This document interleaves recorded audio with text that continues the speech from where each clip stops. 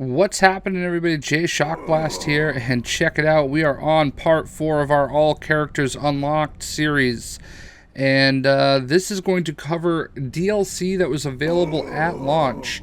Now, the big thing for everybody to keep in mind is that not all DLC is available to everybody at launch. The absolute best case scenario for everybody is that you happen to be playing on PlayStation 4 and pre-ordered through Gamestop. So if you've done that and you got the Deluxe edition with the Season Pass, you have the potential to have 4 different DLC packs, and I'm going to show those off for you now. Part 5 will come, probably in about 3 or 4 months when the rest of the DLC launches. But for now, this is going to cover the 4 DLC packs that were available at launch. The first DLC pack that we're going to go over is the Empire Strikes Back DLC, which was part of the Season Pass in the Deluxe Edition. So these are characters from the Empire Strikes Back Character Pack.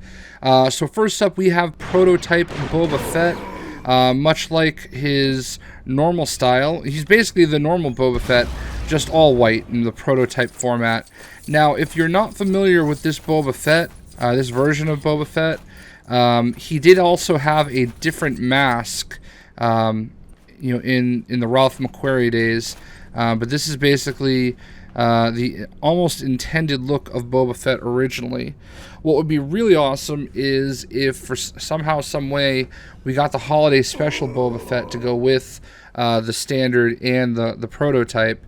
Maybe as part of a, they do like a surprise, like free DLC the last couple games. So maybe we'll get something like that. I don't know. It's certainly wishful thinking, but it'd be kind of cool to play as all 3 different versions of Boba Fett.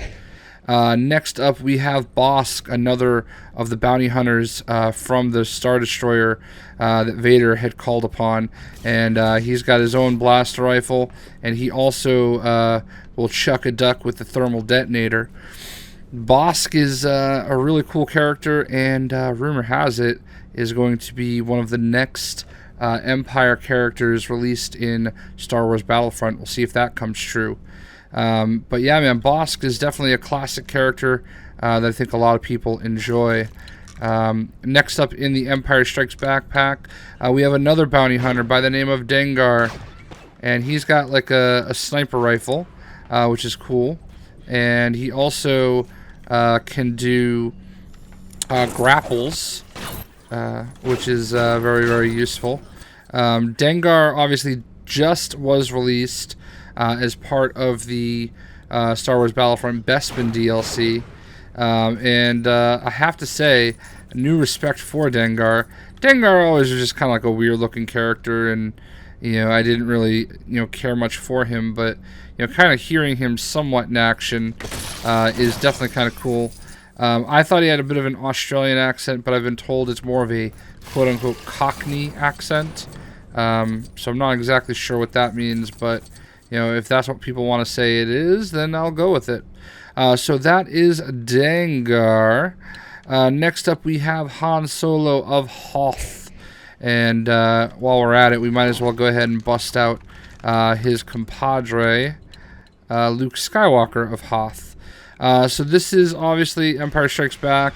One of the more memorable scenes is when Han goes out after Luke in the snowstorm instead of taking off planet. He always seems to get sucked into the rebel missions, and these are very classic looks of both Luke and Han.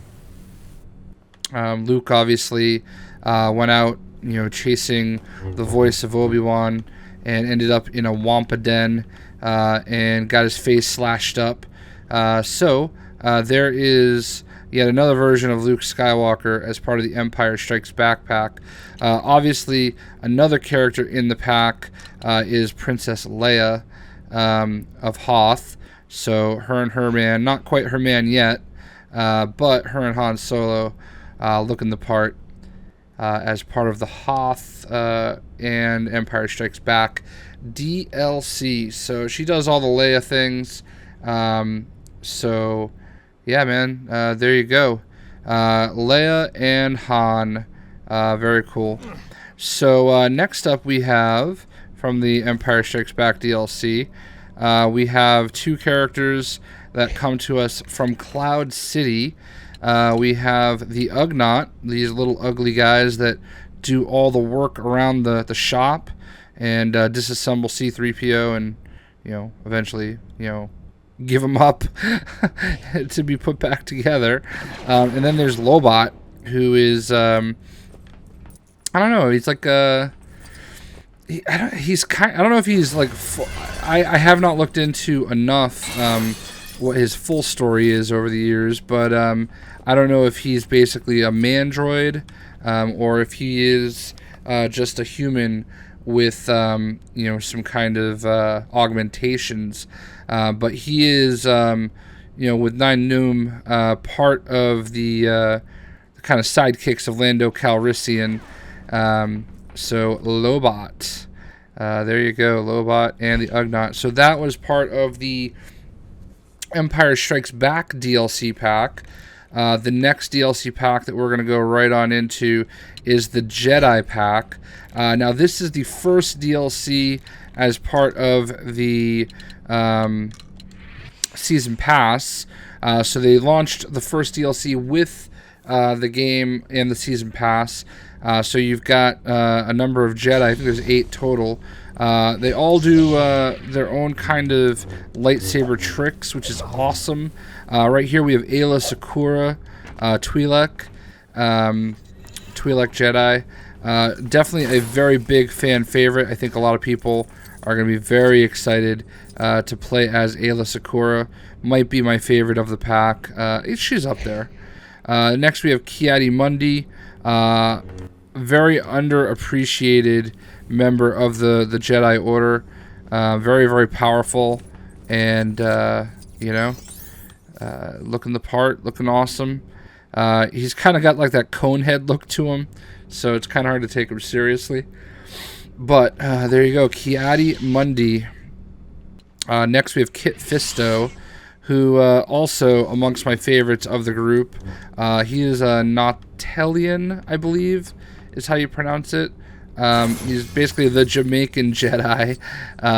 He's got the dreads looking kind of tentacles that come from him.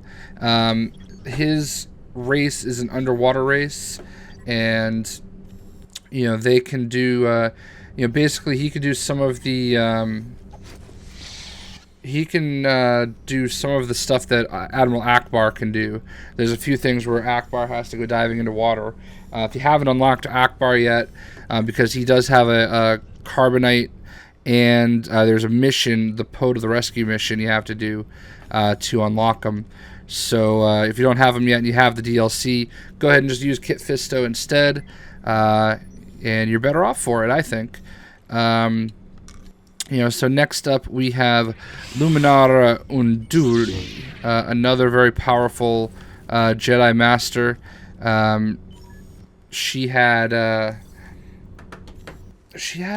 pretty interesting apprentice, and you would have thought I would have looked it up since the last time I talked about it, but she was Marillion. And Barriss Offee, that is who her apprentice was. And yeah, man, Luminara Unduli. I remember Barriss Offee and Ahsoka Tano had an interesting episode as the apprentices in Clone Wars. So she kind of has more of like a sentinel pose, very upright and very, very strong. So next up in the Jedi pack, we have the bad MFer himself. That is right. It is the killer and beheader of Jango Fett. It is Mace Mother-uffing Windu. I feel like you can't talk about Mace Windu without like saying his name and acting as if you are Samuel L. Jackson. So he is a fan of tasty burgers. And yeah, man, Mace Windu, I think for a lot of people, this is going to be their favorite, favorite character. But, we'll see. He's the master of the Shatterpoint.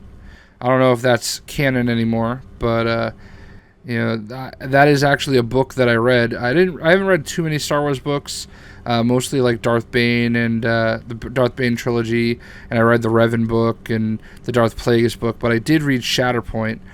Basically, you can like pick a moment in time, and I don't know. It's kind of weird to explain. So if you ever want to look it up, Shatterpoint is definitely interesting topic to search for. Next up in the Jedi pack, we have Plo Koon, who was shot down during Order 66. A master pilot and one of the Jedi Masters. A little bit more of a slow and deliberate lightsaber tactic, and a very, very popular one of the Jedi Masters.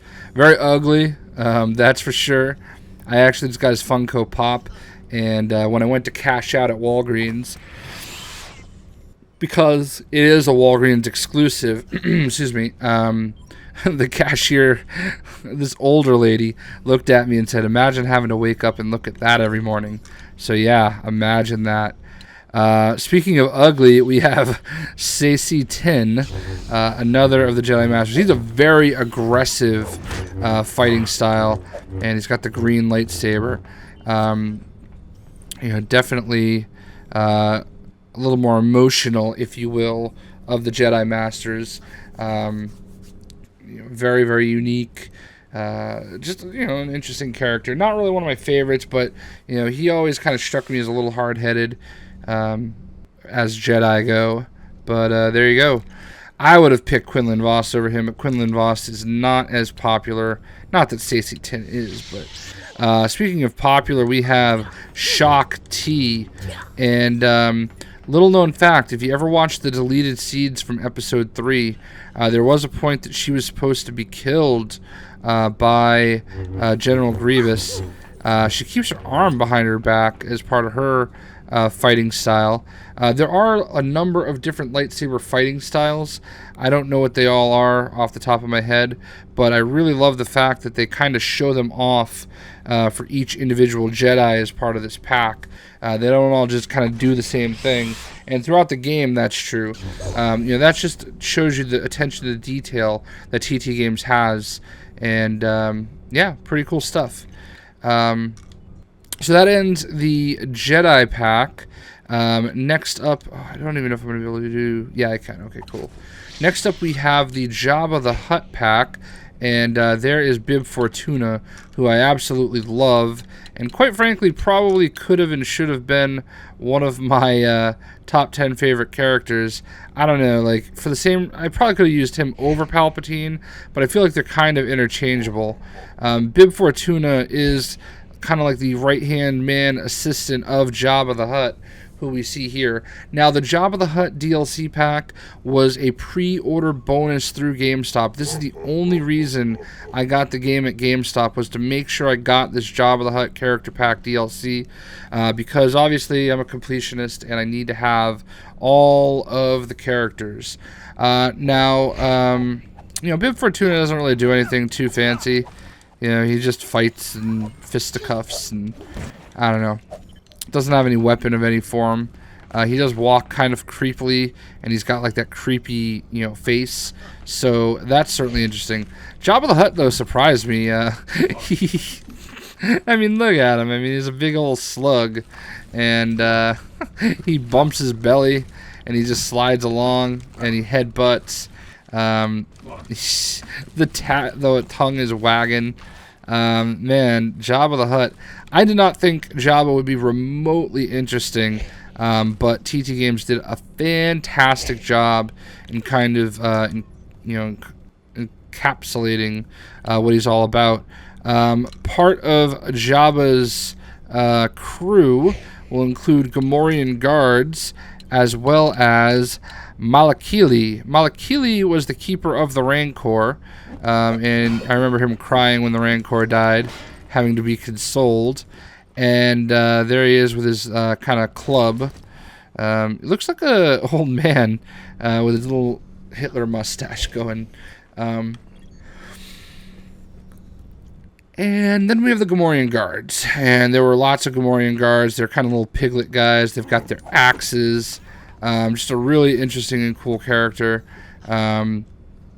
These are kind of a little generic, but very classic for Episode 6, Return of the Jedi. These two are definitely very classic characters from it that you're going to remember from the whole Jabba the Hutt early part of the movie, scenes.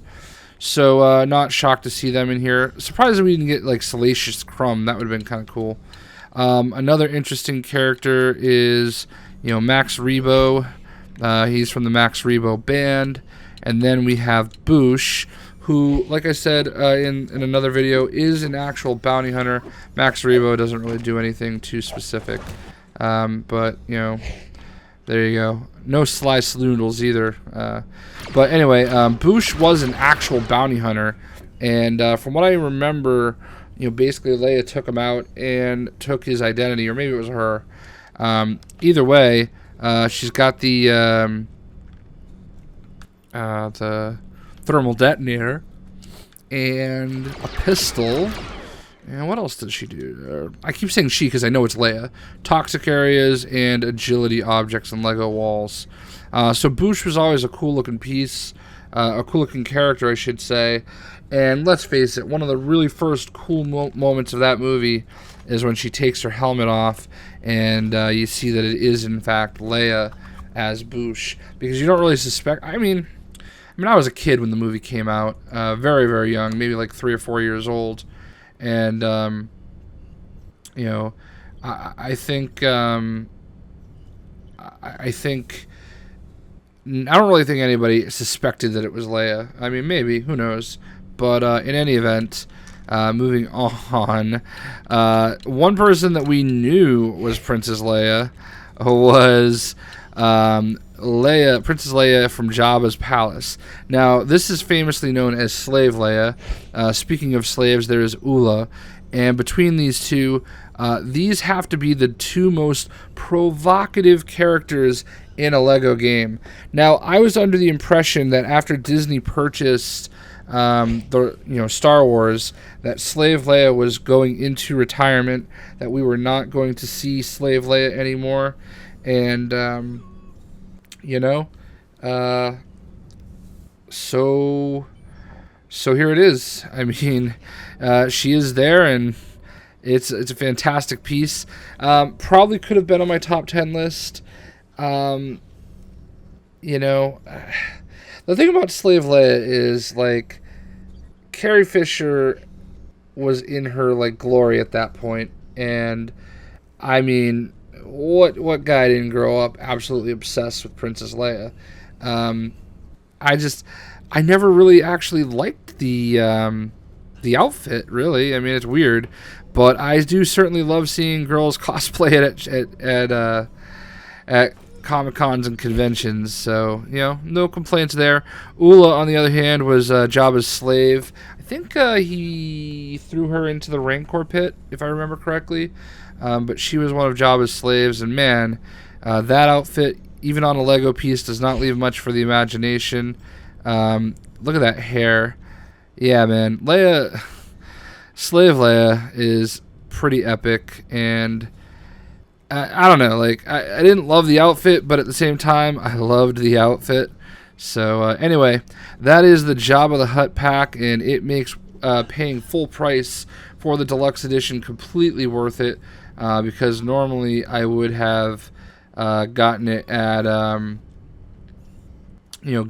Best Buy, so that I could take advantage of the discount. But to get Jabba the Hutt DLC, I made sure I just paid full price at GameStop. Since it wasn't exclusive, wherever else you are in the world, I really don't know how you're impacted by it. I do apologize. I'm sorry that, this is a difficult one for people to get. But it'll be out there for other people eventually.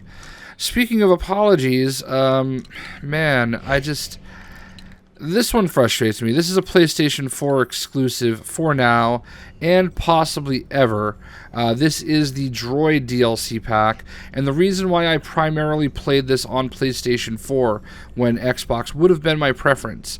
They did have, TT Games clearly has a partnership of sorts with Sony, where they pay them lots of extra money to provide exclusive content, and this is part of that initiative.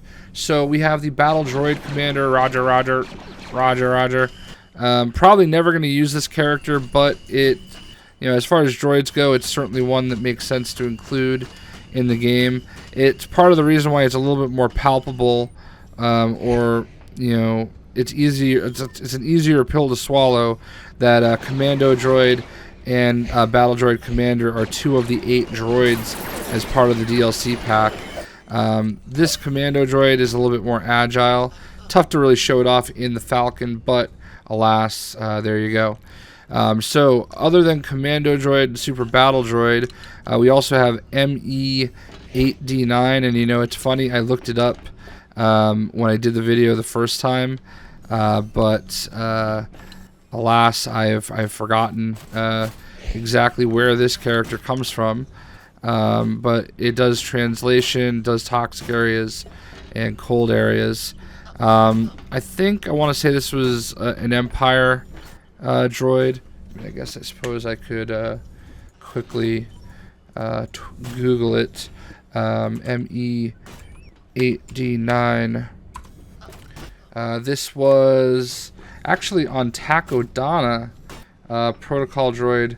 An ancient protocol droid of unknown manufacturer.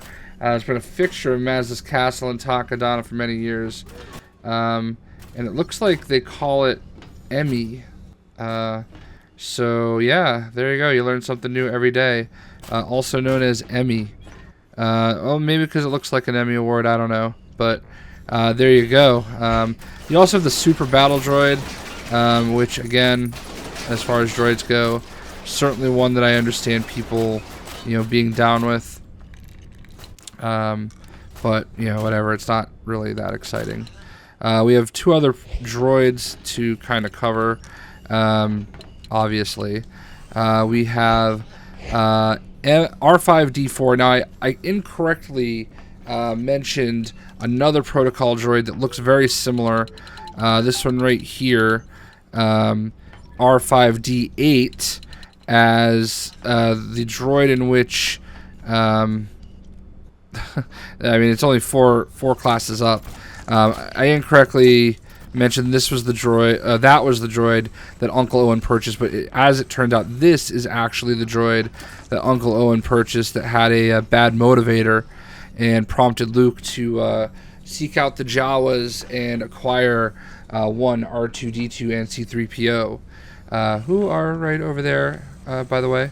So, there you go. R5-D4, pretty cool choice. W1LE, Willie, for short, is Lando Calrissian's personal protocol droid. And that's his translator, his everything. And, it's just another protocol droid with a pretty cool look. Very different, artwork and stuff like that. I think that's one of the cool parts about the droids, even though they are a little, they're not quite as interesting to use in the game. They are, still really cool. So there you go. W1LE Wally. And the last 2 droids are the best 2 droids. So that is why I saved them for last. One of our bounty hunters, IG-88, and of course the only reason most people want this DLC, it's General Grievous. So let's start off with IG-88. IG-88 is one of the bounty hunters from the Star Destroyer that was hired to hunt down Han Solo. He's got a sniper rifle. He worked really well with Zuckuss, I believe. They were kind of partners, and no Zuckuss in this so far. I I don't think he's. I don't even remember if he's going to make it as part of another DLC, which is unfortunate. But I think he was in one of the other Star Wars games, so I suppose it doesn't really matter. But, or no, actually, maybe he worked with Forlom. It was either Forlom or Zuckuss that he worked with. I honestly, off the top of my head, don't remember right now. But he was one of the bounty hunters. He was actually very calculating. Very, very smart. He is a robot, obviously, but very skilled bounty hunter. Didn't actually find Han Solo, but that's besides the point. And of course, last but not least, it is General Grievous, everybody's favorite asthmatic droid. He's got his 4 lightsabers. He's very, very, I want to say athletic, but essentially he's got lots of agility, so he can do all those types of things. He's got his 4 lightsabers, so he is just epic in battle, and he just looks cool. Like, that was always the thing with Grievous. He just looked really awesome. So, I mean, you just couldn't help but be sucked in. So, there you go, guys. That is part 4. Those are the 4 launch DLCs. If you played your cards right, you might be lucky and have all 4 of them. I hope you guys enjoyed the series. We'll be back for part 5 when all the Season Pass content is available. And when all the Season 5 content is available, we will also do a new top 10 list. And I bet we bump out quite a few characters. So, again, I really, truly hope everybody enjoyed the series.